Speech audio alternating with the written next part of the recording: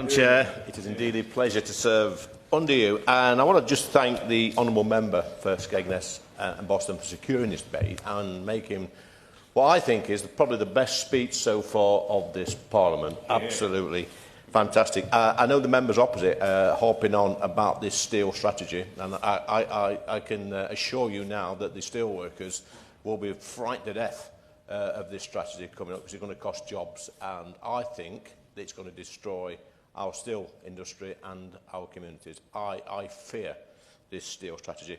In the 19th century, this great country of ours was the world leader in steel production. Over 40% of the world's steel was made here, right in this country. I don't live a million miles away from Sheffield, 15 minutes up the road, not far away from Scunny.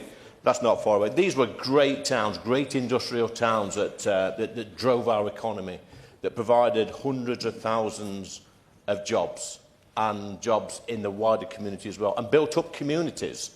And it is a shame the Labour Party, the Labour government, seem intent on destroying even more of these communities. Just a few we've got left in this country, they seem intent.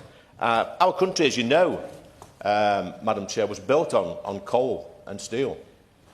Throughout the Midlands and the North, we drove the Industrial Revolution. We used to export steel. We'd export coal.